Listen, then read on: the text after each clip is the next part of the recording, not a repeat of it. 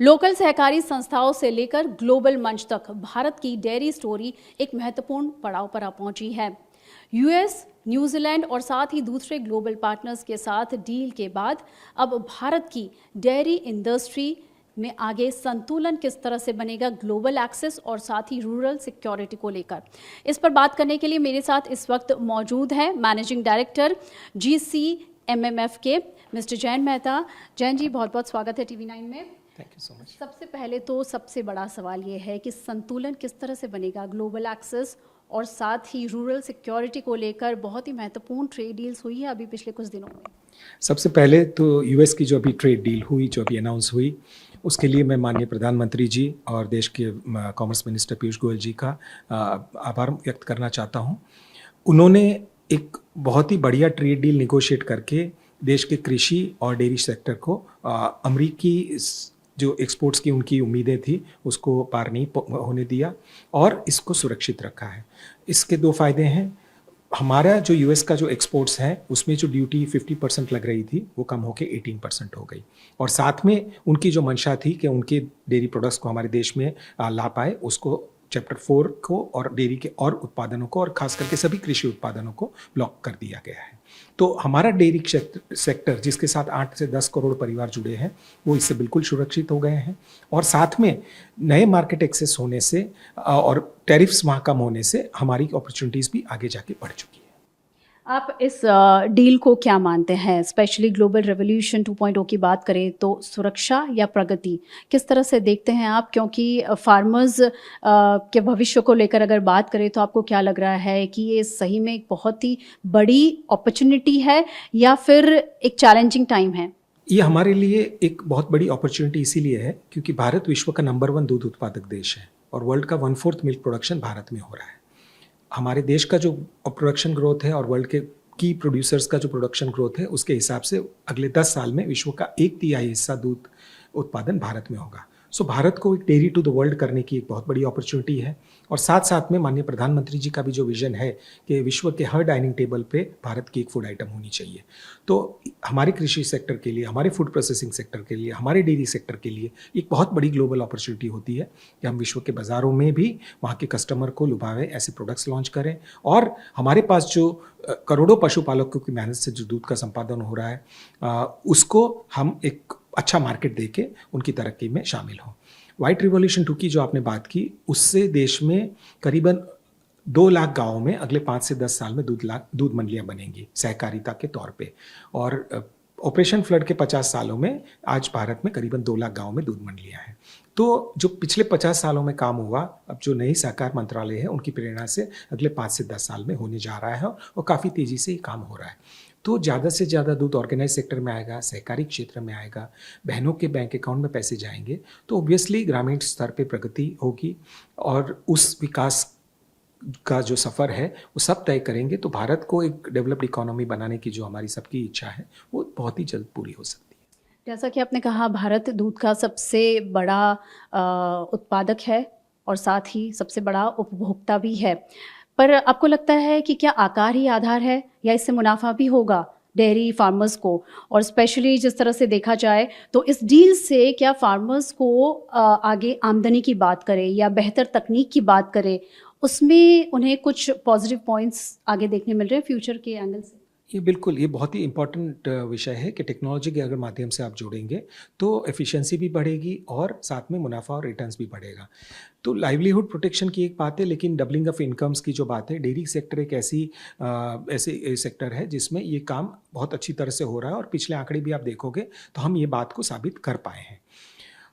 हम भारत में ये ध्येय रखना चाहते हैं, और कोऑपरेटिव्स के माध्यम से तो खासकर ये होगा कि हम बेस्ट क्वालिटी के प्रोडक्ट्स बनाएं, बेस्ट टेक्नोलॉजी को अडॉप्ट करके, जिससे हम कस्टमर्स को खुश रख सकें और साथ में उसका जो मुनाफा है किसानों तक हो पाए। और इस विषय में ये भी मैं जानकारी देना चाहता हूँ कि अमूल ने आर्टिफिशियल इंटेलिजेंस पे भी बहुत काम किया है, और हर पशुपालक को अपनी गाय की ब्रीड के बारे में, उसको फीडिंग करने के बारे में और भी कोई सजेशन और सुझाव और कन्वर्सेशन करने हैं तो हमारे AI किस मॉडल के जरिए 24 घंटे 365 दिन ये काम हो सकेगा। स्पेशली जिस तरह से देखा गया है कि प्रतिस्पर्धा ही सहयोग से पहले आती है, यही डेयरी का मंत्र रहा है भारत में। पर आपको लग रहा है कि इस डील के बाद से क्या भारत की जो सहकारिता की रीढ़ है वो मजबूत होगी, और या फिर एक ग्लोबल लेवल का दबाव बढ़ेगा? एक परीक्षा की घड़ी है, आपको क्या लग रहा है? परीक्षा की घड़ी तो निकल चुकी है और हमारी सरकार ने बहुत डट के इसका सामना किया और हमारे कृषि क्षेत्र को सुरक्षित रखा। अब सहकारिता की बात करो, अमूल की बात करें, तो मुझे बताते हुए खुशी हो रही है कि इंटरनेशनल कोऑपरेटिव अलायंस ने पिछले साल ही अमूल को विश्व की नंबर 1 कोऑपरेटिव संस्था बताया। और इस तरह के डील्स से और कोऑपरेटिव सेक्टर में जो काम हो रहा है, कोऑपरेटिव को बहुआयामी बनाया जा रहा है, नए एरियाज़ में लेके जा रहे हैं, नए सेक्टर्स में हम कोऑपरेटिव्स लॉन्च कर रहे हैं, तो देश में कोऑपरेटिव सेक्टर का, सहकारिता का इंपॉर्टेंस बहुत ही ज़्यादा बढ़ने वाला है। आज की तारीख में भी आप देखो तो 30 करोड़ से ज़्यादा लोग सहकारिता से जुड़े हैं। 7-8 लाख कोऑपरेटिव्स हमारे देश में ऑलरेडी है, और डेयरी कोऑपरेटिव्स की मैंने जैसे आगे बात की तो उसकी संख्या डबल होने वाली है।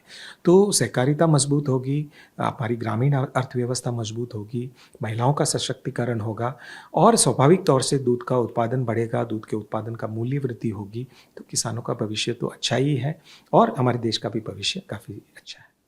आयात और असंतुलन का भी डर देखने मिल रहा है। आपको लग रहा है कि इस डील के बाद से बाजार में बाढ़ आएगी, या फिर किसानों को एक अलग बराबरी की लड़ाई करने के लिए सीख भी मिलेगी? हमारे किसानों ने ये सीख ही लिया, और ख़ास करके डेयरी के किसानों ने, कि वो ब्रांड बना के कोई भी कंपटीशन को फेस कर सकते हैं, और अमूल ही एक उसका उदाहरण है। अमूल ब्रांड का टर्नओवर 90,000 करोड़ है, देश की सबसे बड़ी फूड और एफएमसीजी ब्रांड है, विश्व की जैसे स्ट्रॉन्गेस्ट ब्रांड है, वो तो मैंने आपको बताया। तो कंपटीशन को फेस करना तो हमारे डीएनए में है ही है, और किसानों ने जब 80 साल पहले ये सहकारिता संस्था के माध्यम से ये ब्रांड को लॉन्च किया, और उसके परिणाम आज हमको दिख रहे हैं। तो कंपटीशन से किसानों को डर नहीं लगता है। जो अनफेयर ट्रेड एडवांटेजेस और पार्टनर्स चाहते थे, उसको रोकने का काम हमारी सरकार ने किया है, माननीय प्रधानमंत्री जी ने किया है। तो इससे देश में व्यवस्था और सुधरेगी, और किसानों को अगर सुरक्षित महसूस होगा तो मार्केट का माहौल, तो ओबियसली दिलो जान लगा के वो मेहनत करेंगे, दूध का उत्पादन भी बढ़ाएंगे, मुनाफा भी कमाएंगे। पर साथ साथ में जो पोषण की एक इम्पॉर्टेंट प्रोडक्ट है दूध, उसका जो इम्बैलेंस होता था पहले ट्रेड का, या होने की आशंका थी, वो अब दूर हो चुका है। स्पेशली ग्लोबल डेयरी की इस रेस में अमूल अपनी जो ओनरशिप है उसे कैसे प्रोटेक्ट करेगा, और साथ ही महत्वाकांक्षा जो है वो कैसे बढ़ाएगा? ओनरशिप तो प्रोटेक्टेड है ही अमूल की, क्योंकि एक 36 लाख किसानों की संस्था है। गुजरात के 18,600 गांव में हमारे 36 लाख किसान उत्पादक हैं, और उन्होंने ये अमूल ब्रांड बनाई है। तो कोऑपरेटिव के माध्यम से ये संस्था चल रही है, तो कुछ भी हो जाए सहकारिता का माध्यम तो बना रहेगा और बढ़ता ही जाएगा। अब दूसरा मुद्दा आता है कि आगे जाके वो किस तरह से इसको देखेंगे। तो ये फ्यूचर प्लानिंग और विजन भी हो चुका है, और ग्लोबल लेवल पे अगर आपको ब्रांड बनाना है, ग्लोबल मार्केट्स को एक्सेस करना है, तो हमने 2 साल पहले अमेरिका में भी दूध लॉन्च किया। 6% अमूल गोल्ड मिल्क जो यूएस के मार्केट्स में कभी नहीं आया था, आज हम बेच रहे हैं मेन स्ट्रीम मार्केट में भी। यूरोप में भी हमने इस तरह का अमूल गोल्ड दूध लॉन्च किया, और विश्व के 50 देशों में भी अमूल के प्रोडक्ट्स एक्सपोर्ट कर रहे हैं। तो जितना ही दूध का देश में उत्पादन बढ़ेगा, और जिस तरह से अपॉर्चुनिटीज़ विश्व के बाज़ार में आएगी, तो डेयरी टू द वर्ल्ड बनना भारत का सपना तो ज़रूर पूरा होगा। और Amul as a taste of India also will be a global player. जो आज हम अमूल दूध पीता है इंडिया कहते हैं, कल सुबह ज़रूर अमूल दूध पीती है दुनिया भी हो जाएगी। स्पेशली बात करें दूध से दम तक, मात्रा से मूल्य तक, लोकल से ग्लोबल, संघर्ष से नेतृत्व तक, तो आने वाले 10 सालों में आप अमूल के भविष्य को, भारत की डेयरी को किस तरह से देखते हैं? यही सभी इन पहलुओं को लेकर। हाँ, नहीं, यही पहलुओं की वजह से आज अमूल इतना बड़ा है कि संघर्ष की कहानी थी अमूल की। सहकारिता को स्थापन करना विदेशी ब्रांड्स के सामने, प्राइवेट ट्रेडर्स के सामने बड़ा मुश्किल था, पर तब हमें विजनरी लीडरशिप मिली थी सरदार वल्लभ भाई पटेल की। आज हमें विजनरी लीडरशिप मिल रही है माननीय प्रधानमंत्री जी की, श्री अमित शाह जी की, और जो सभी लोग हैं, और ख़ास करके ये महिलाओं को श्रेय जाता है कि वो दिन रात मेहनत करके, पशुपालन करके अपनी आजीविका बढ़ा रही है, और उनका भी एम्पावरमेंट इस मॉडल से हो रहा है। तो जब तक हमारे साथ इतना स्ट्रॉन्ग बेस है और इतना स्ट्रॉन्ग विजनरी लीडरशिप है, संस्था अपनी पूरी मेहनत करके, कोई भी संघर्ष हो, आज नहीं तो कल विदेश के मार्केट में या विदेशी प्रभाव से, वो हमारा देश सक्षम है उसको फेस करने के लिए। विश्व की इतनी बड़ी इकोनॉमी हमारा देश हो चुकी है, एग्रीकल्चर सेक्टर का इंपॉर्टेंस इतना बड़ा है हमारे सेक्टर में, पशुपालन का महत्व इतना ज़्यादा है, तो भविष्य डेफिनेटली स्ट्रांग है। फार्म सेक्टर प्रोटेक्टेड होने की वजह से कोई हमारे पे नेगेटिव इन्फ्लुएंस नहीं हो पाएगा चीपर इंपोर्ट्स का, सब्सिडाइज्ड इंपोर्ट्स का, डंपिंग का।